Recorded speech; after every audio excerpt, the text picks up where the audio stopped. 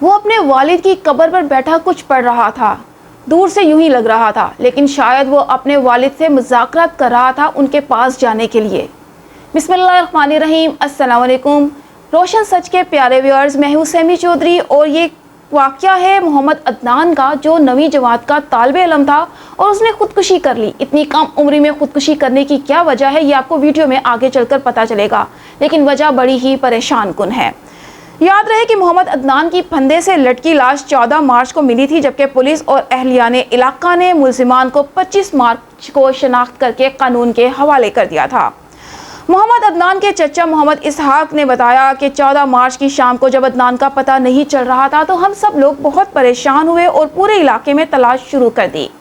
کئی گھنٹے تک عدنان کو تلاش کرتے رہے، مگر رات گئے جب اس کے گھر کے اوپر والے حصے میں گئے تو اس کی لاش پنکھے سے لٹکی ہوئی تھی۔ اس موقع پر گھر میں کوہرام مچ گیا تھا۔ اس کی لاش کو فوراً بٹگرام ہسپتال پہنچایا گیا۔ اس موقع پر مجھے تو سمجھ نہیں آ رہا تھا کہ عدنان کی خودکشی کی کیا وجہ ہو سکتی ہے، مگر اس کے ہم عمر کزن، دوست اور رشتہ داروں نے بتانا شروع کیا کہ کچھ عرصے سے عدنان بہت پریشان رہتا تھا، جس پر مجھے شک ہوا اور میں نے ان سے تفصیلی بات کی تو پتہ چلا کہ علاقہ کے کچھ لوگوں کے پاس عدنان کی برہنہ تصاویر وغیرہ موجود ہیں۔ یہ صورتحال میرے لیے کسی طرح قابل قبول نہیں تھی۔ محمد اسحاق کا کہنا تھا کہ انہوں نے عدنان کی موت کا باقاعدہ مقدمہ درج کروایا اور تدفین کے بعد عدنان کو پیش آنے والے واقعات کی تفتیش شروع کی تو ایک ایک کر کے کڑیاں ملنا شروع ہو گئیں۔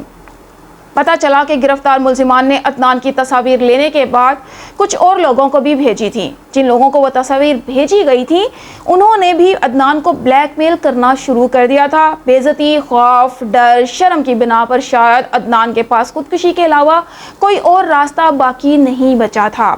محمد اسحاق مزید کہتے ہیں کہ کاش عدنان مجھے یا خاندان کے کسی اور بزرگ کو اس سے متعلق کچھ بھی بتا دیتا تو ہم اس معاملے کو فی الفور حل کر دیتے تو شاید یہ نوبت نہ آتی۔ محمد اسحاق کا کہنا تھا کہ پولیس نے ہم سے اس سارے واقعے میں بہت تعاون کیا۔ عدنان کی خودکشی اور پوسٹ مارٹم رپورٹ پر پولیس کو بھی شک ہو گیا تھا کہ معاملہ کچھ اور ہے۔ ہمیں جو بھی کڑی ملتی تھی وہ پولیس کو فراہم کرتے تھے اور پولیس اس پر مزید تفتیش کرتی تھی۔ محمد عدنان کے ایک کزن نے BBC کو بتایا کہ جس روز محمد عدنان نے خودکشی کی تھی اس روز اس نے غیر معمولی طور پر اپنے والد کی قبر پر کئی گھنٹے گزارے تھے۔ میرا اس دوران 2 مرتبہ قبرستان کے علاقے سے گزر ہوا تو میں نے دیکھا کہ وہ اپنے والد کی قبر کے سرہانے پر بیٹھا تھا اور کچھ پڑھ رہا تھا۔ میں سمجھا کہ وہ تلاوت کر رہا ہوگا۔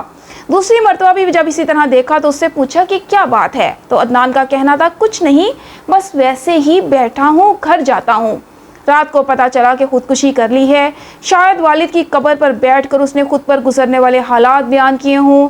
پتہ نہیں وہ وہاں پر کیا کیا کرتا رہا تھا اور اس پر کیا کیا گزرتی رہی تھی۔ پتہ نہیں شاید اس نے اپنے والد سے اپنا دکھ بھی شیئر کیا ہوگا، شاید یہ کہا ہوگا کہ میں آپ کے پاس آ رہا ہوں۔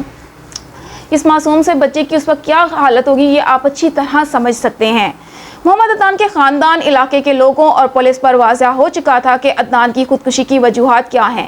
اس پر علاقے کا ایک بڑا جرگہ ہوا۔ اس جرگے میں دونوں گرفتار ملزمان بھی پیش ہوئے اور جرگے کی ایک ویڈیو میں واضح طور پر جو موجود ہیں اس میں انہوں نے جرگہ کے سامنے اعتراف کیا ہے کہ انہوں نے گزشتہ سال اکتوبر میں محمد عدنان سے جنسی زیادتی کی تھی، جس میں ایک ملزم محمد عدنان کو لے کر دوسرے ملزم کے پاس گیا اور وہاں پر وقوع پیش آیا تھا۔ جرگہ میں موجود ذرائع کے مطابق دونوں مرکزی ملزمان کے جرگہ کے سامنے اعتراف کے بعد ان کے والدین نے جرگہ کو ان کے مستقبل کا اختیار دیا اور ایک ملزم کے والد نے جرگہ کے سامنے کہا کہ وہ خود اپنے بیٹے کو اس گھناؤنے جرم کی سزا دیتا ہے۔ یہاں تک کہا گیا کہ اگر ان ملزم لڑکوں کو گولی مار دی جائے تو ان کے والدین کو کوئی اعتراض نہیں ہوگا، مگر اس موقع پر محمد عدنان کے خاندان والوں نے فیصلہ کیا کہ دونوں ملزمان کو قانون کے حوالے کیا جائے گا اور قانون ان کو جو سزا دے گا وہ سب کو قبول ہوگی۔ جرگے میں دونوں ملزمان کے والدین اور خاندان والوں نے اعلان کیا کہ وہ دونوں کی کوئی بھی قانونی مدد نہیں کریں گے اور اگر کوئی ان کی قانونی مدد کرنے کی کوشش کرے گا تو اس کی بھی مخالفت کی جائے گی۔ جرگے میں فیصلہ کیا گیا کہ اس واقعے کے ملزمان کو اس طرح نشان عبرت بنانے کی کوشش کی جائے گی کہ آئندہ علاقے میں کوئی اور اس طرح کی جرات نہ کر سکے۔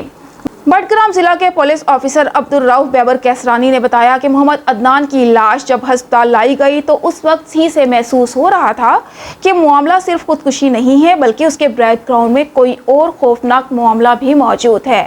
پہلے مرحلے پر محمد عدنان کا موبائل فون حاصل کیا گیا تو اس وقت ہی سمجھ میں آ گیا کہ معاملہ کیا ہے۔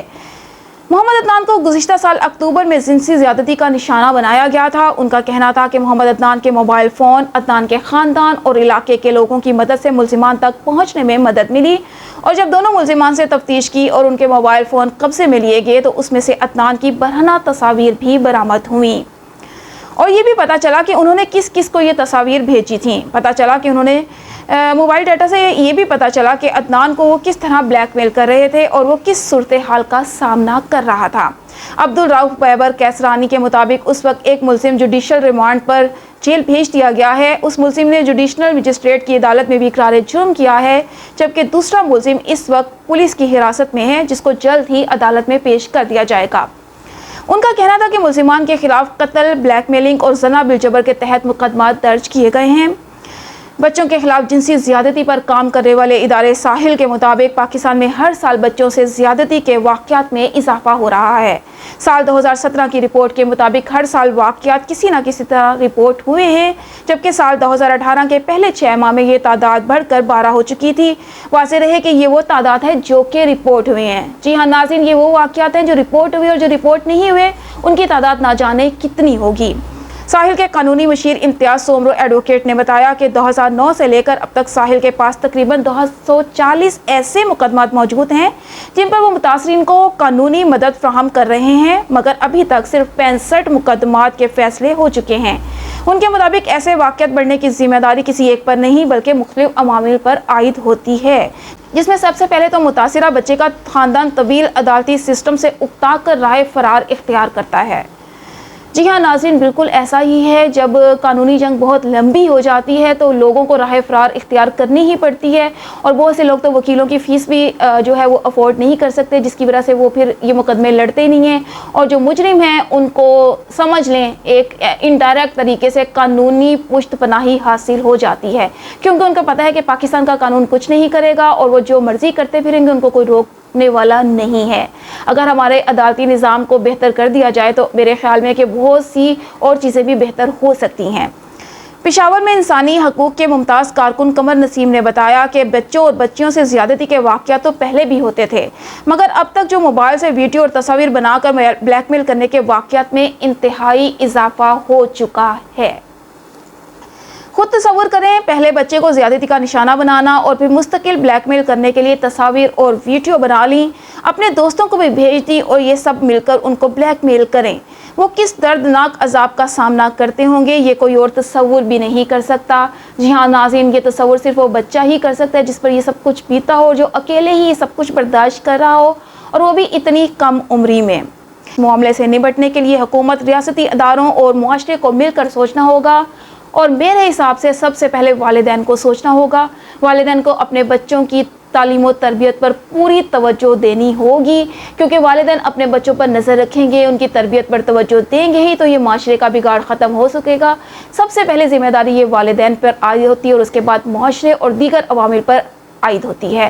والدین اپنے بچوں کو ہر طرح سے ان کی جو ایکٹیویٹیز ہیں، وہ جو کرتے ہیں، جو کچھ وہ دیکھتے ہیں، ان کی حرکات و سکنات پر نظر رکھیں اور ان کی تربیت ایسی کریں جس سے وہ معاشرے کے اچھے شہری بنے، تو میرے خیال میں کہ یہ بگاڑ جو ہے یہ ختم ہو سکتا ہے۔ ویڈیو اچھی لگی ہو تو چینل کو سبسکرائب کر دیجیے گا، ویڈیو کو لائک اور شیئر کرنا بھی مت بھولیے گا۔ اس کے ساتھ ہی اپنی ہوسٹ سیمی چودھری کو اجازت دیجیے۔ اللہ حافظ۔